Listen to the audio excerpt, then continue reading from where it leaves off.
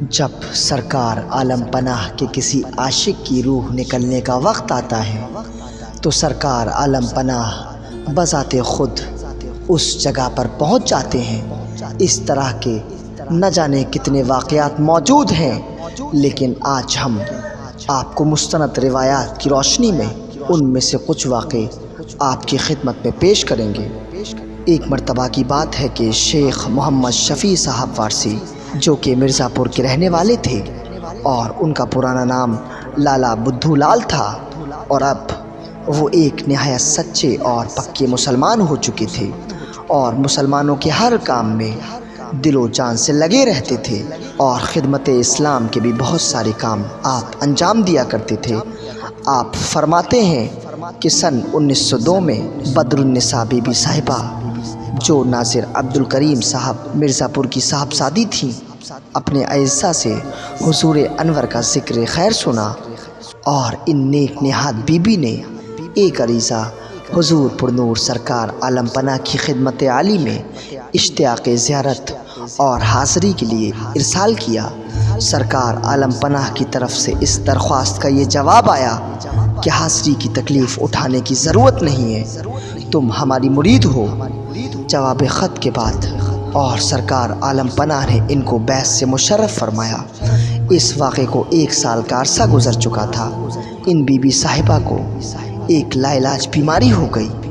عرصہ تک مرزا پور میں علاج ہوتا رہا مگر صحت یاب نہ ہوئی۔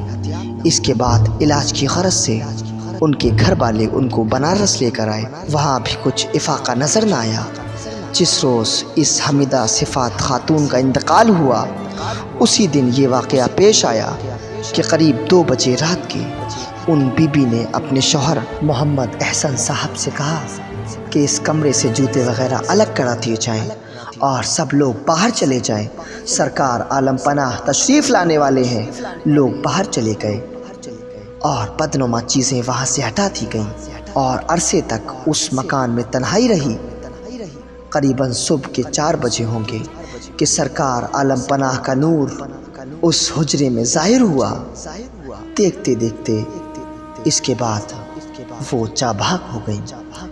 ایک مرتبہ کی بات اور ہے کہ مولانا مولوی سید عبد الغنی صاحب قبلہ وارسی، جو کہ بہار کے رہنے والے تھے، تحریر فرماتے ہیں کہ مولوی سید رحیم الدین صاحب نقشبندی یہ واقعہ اپنا چشم دید بیان کرتے تھے کہ مولوی سید شرف الدین صاحب وارسی کے ایک چھوٹے بھائی سید داور حسین صاحب کے زمانہ علالت میں ان کے پاس میں بھی موجود تھا۔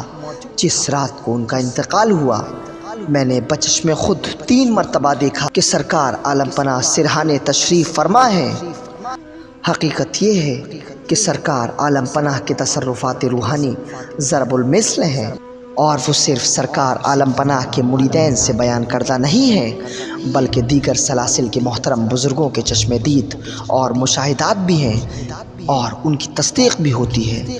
چنانچہ حضرت مولانا مولوی سید کریم رضا صاحب چشتی نظامی اشرفی آپ تحریر فرماتے ہیں کہ ایک مرتبہ میں نے بہت سارے سرکار عالم پناہ کے واقعات، آپ کی کرامات، آپ کے مریدوں اور غیر مریدوں سے سنے ہیں، مگر افسوس ہے کہ ان میں سے کوئی بھی یاد نہیں رہا۔ ہاں، ایک واقعہ جو مجھے آج بھی یاد ہے کہ سن 1322 ہجری میں حج کو گیا تھا۔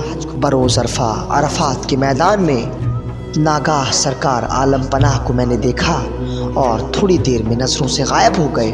اس وقت یہ بات معلوم ہوئی کہ کوئی مرید سرکار وارث پاک کا مر گیا۔ غالباً ایسے تنگ اور سخت وقت میں اس مرید کی مدد کے لیے آپ وہاں تشریف لائے تھے۔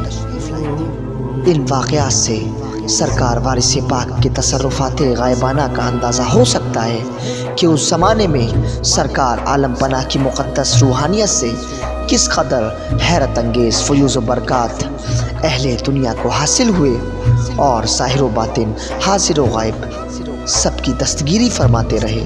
اور ویسے بھی سرکار عالم پناہ یہ ارشاد فرماتے ہیں کہ سنا سنا میں دیوا ہوں، دین چاہو دین لے لو، دنیا چاہو دنیا لے لو، دونوں چاہو دونوں لے لو، اور میرا مرید مجھ سے یہاں نہ لے سکا تو ہم اس کی قبر میں ٹھوس دیتے ہیں۔ سلام ہو اشرف العالمین پر، سلام ہو حضرت عشق علیہ السلام پر۔